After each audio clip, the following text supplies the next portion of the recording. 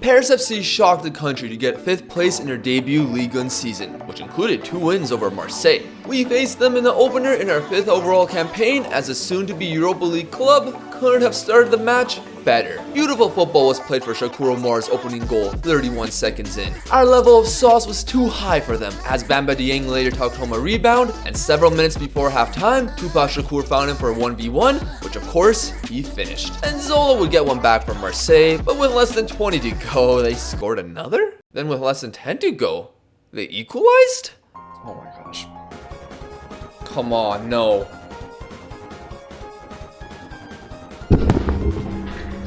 Spoken like a true fan who's come to the realization, the devastating realization, that football is just not for them. 3 seemed to be a number we liked, as the next 2 fixtures had to score that many in each. Bamba was clearly going to have a monstrous season, as he had 2 in both. But what about the side overall? With this much money to spend and depth being needed for our first European adventure, the free agent market was the best bet. Carlos Abad as the backup keeper, Sebastiano Luperto to rotate with the center halves, Alicante in case Daouda Diame wasn't available, Clement Michelin for the same reason, but for the right back Boateng, Anas Zarouri was also important to back up Moussa Conte, especially when the Senegalese man got injured before the season started. The final free transfer was Jos da Silva, which made our midfield quite bloated. That was in addition with the only transfer we actually had to exchange money, Michael Massey from Paraguay. No, Mikey, no, Mikey, that was so not right. He had a rather unfortunate first name, so someone in my Twitch chat used their channel points to change his first name for the memes. We also brought back Minchev for another year on loan. The key outs included Yohan Samier to Bristol City for 250k, Ruma joining him for double the price, the departure of the 5-year vet Alamani Gori for 650k, and Montpellier bought Charles Traore for 1.6 million up front. Who in the blue hell are you? Alright, Season 4 saw me bring in several new gems from Africa and South America for either free or low transfer sums. The Ivorian was one of them, and if any more become important players or get sold, I'll let you know.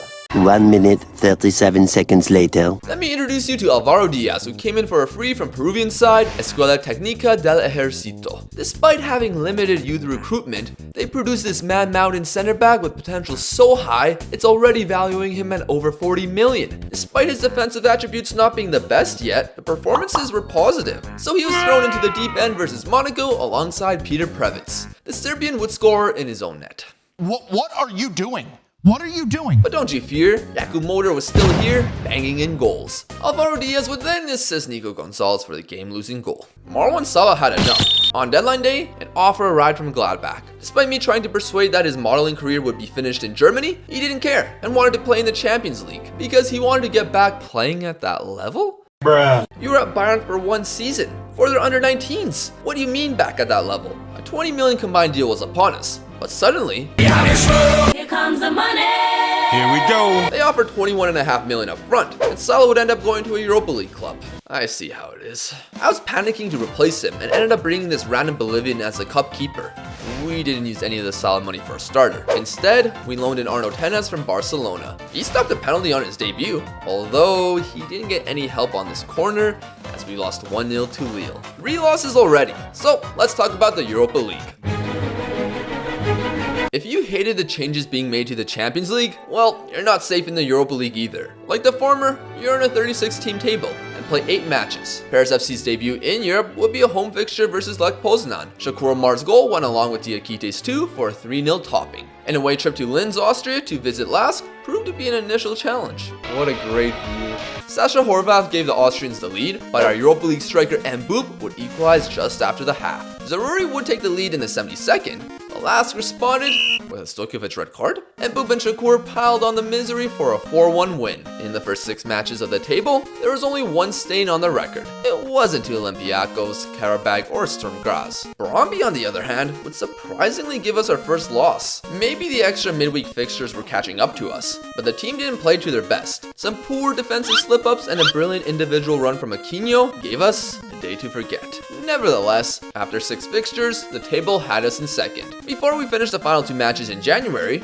let's catch up to speed in the league. Paris FC saw matchday 6-13 have its ups and downs. Angers were spanked, Lorient were tricky, but a Bamba Dieng brace helped in the end. Brest was one of those games, but the boys bounced back versus Guingamp with Bamba Dieng getting another brace and Bragança continuing to be a brilliant player. He just decided not to be that versus Lens. I mean, we let Felix Passlack score on us. To be fair, this Buxa goal to give him a 3-1 lead was insane, and a crucial safety goal, making Bamba Dieng's brace go to waste. A home draw to Strasbourg was also annoying, not just because we deserved the win, but because I couldn't defeat this guy. Troyes brought some fight and had us drop more points. Thankfully, Bamba Dieng scored a brace in the first 23 minutes versus Nice, quieting them up. The mentioned Bromby fixture occurred after, but following that disappointment was PSG, aka Mbappe versus Mboop 3. Injured edition, as I had to inject a needle in order for him to play. I should have just let him rest. It's not like we had a terrible match against them. However, it's proving to be difficult to win the derby or the battle with Mbappe. I'm not even going to mention the trophies this time.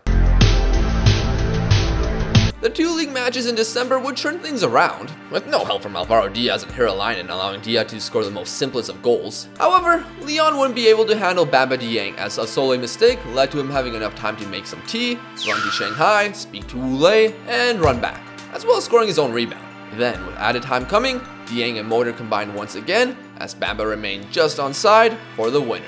It was no fluke, as at home, Rennes couldn't handle the guys either, leaving us in 4th place thanks to several good clubs struggling. The African Cup of Nations happens every 2 years, usually in January, and if you're a somewhat successful football side, you'd lose 1 or 2 players. If you're Paris FC, you'd lose 5, one of which was the top scorer in the league, and 3 of them were fullbacks, leaving just Michelin all on his own.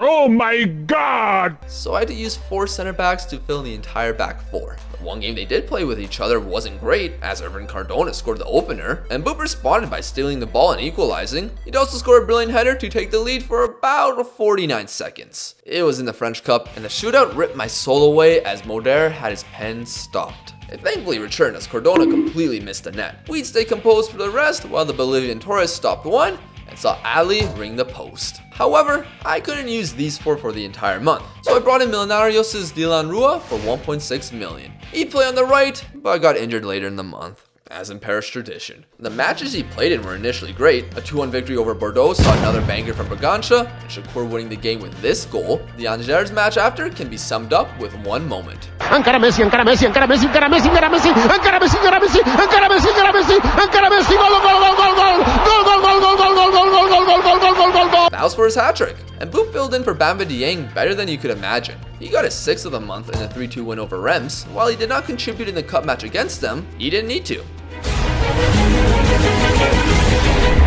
The Hammers were our toughest opponents of this phase, and with Ange Postecoglou, aka Big Ange, as their manager,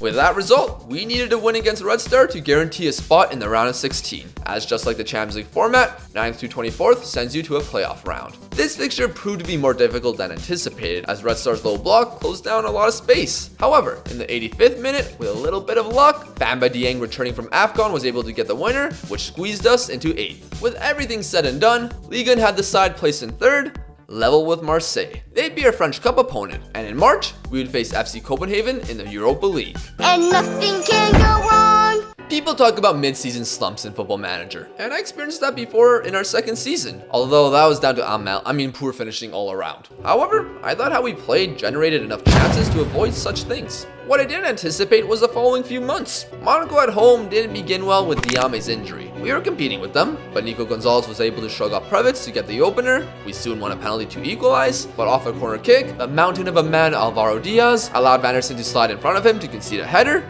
and lose a tight match 2-1. Marseille in the French Cup.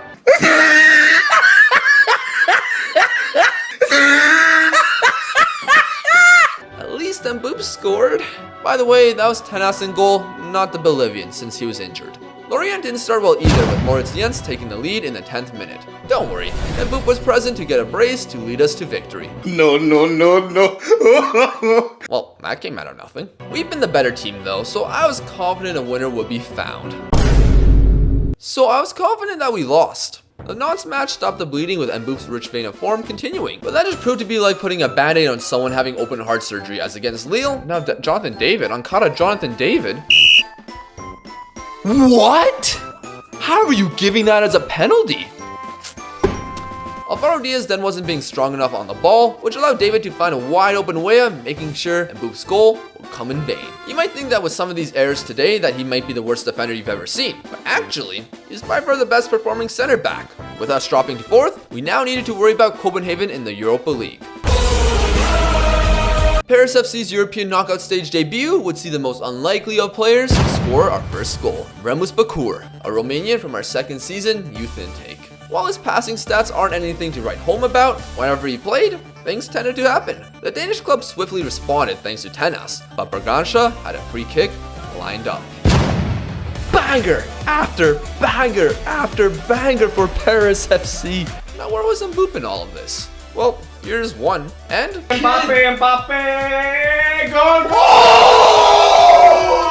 A 4-2 win would be enough, as a draw in the reverse fixture had us moving into the last 8. Before we got there though, Ligue 1 continued to provide difficulties. A 0-0 draw to Strasbourg, a dominant display ruined by 3 minutes of fraudulence by Tenas, and somehow not getting a second versus Brest overshadowed a lone win versus Lens. At least Bamba Dieng finally got back onto the score sheet. The reality of the situation though is that we're balling a Champions League place to sides who aren't really better than us. At least, that's what I thought.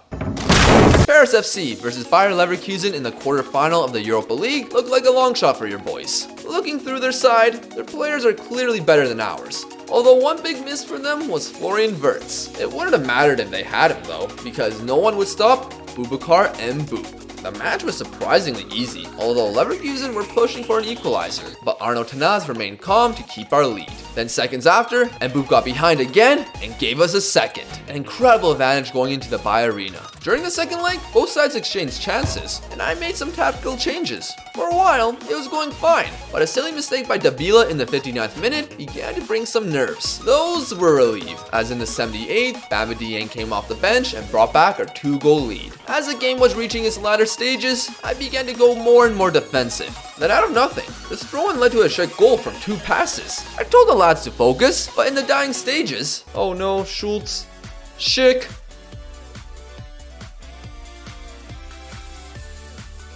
Extra time led to penalties. Here we go. Let's go! One of the, I thought we missed there. Can Tenas stop him? Yes! Tenas! Redemption arc! Let's go. Shakur. Oh, he almost missed. Schick. He scored 1. He almost scored 2. And he scores in the penalty shootout. Bamba Dieng slots it home. They miss this next one. We go through. Come on, Palacios.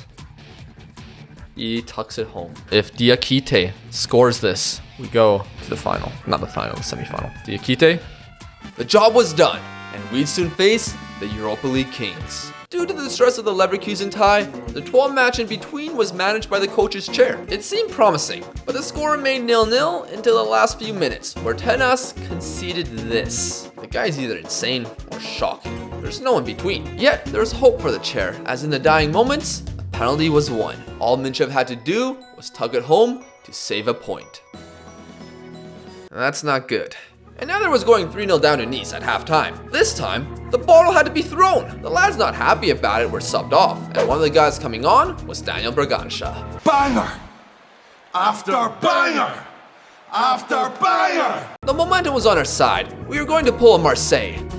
Until we didn't, since no one decided to mark Darami. Heading into a Paris derby, this was crucial as we dropped into 7th place and needed to finally defeat the Parisians for the first time in order to have any chance at the Champions League. Mbouk versus Mbappe 4 ended up being the Fabio Vieira show? Modern would equalize, but once again, Fabio Vieira found all this space. The first one was on Luperto, who was brought in at left back to be more defensively solid. On the second, he decided to take that too literally by being closer to the goal than the man playing right wing. Vieira would assist the third goal after making a different left back look like a fool. 3 L's in a row, and if you count that Leverkusen match, it was basically 4. And we had Sevilla next, while everyone was in disarray. I'm sorry, I'm not talking about how we lost to a 36-year-old Jordan Henderson and 34-year-old Harry Maguire. I refuse. Not a great way to end a fairy tale run in the Europa League. And the sad thing is that we might not even get back into that next season. Despite beating the piss out of Bordeaux, we were still in 7th, which is a Europa Conference League playoff spot. It was a must-win versus Rennes, and down 2-1 heading into the final 10, and Boop won a penalty. Of course he would take it and equalize the match. The hunt was on for the winner. Don't you fear though. Mbouk won another penalty, and with ice in his veins, he would convert again, but it wasn't enough. Despite defeating a struggling Lyon side on the penultimate day and getting our revenge versus Marseille, our position in the table did not move. Strasbourg are going to the Champions League playoff. The manager of Strasbourg, who was the same man who got promoted ahead of me in Season 1, is now going to the Champions League, which is a brutal pill to swallow.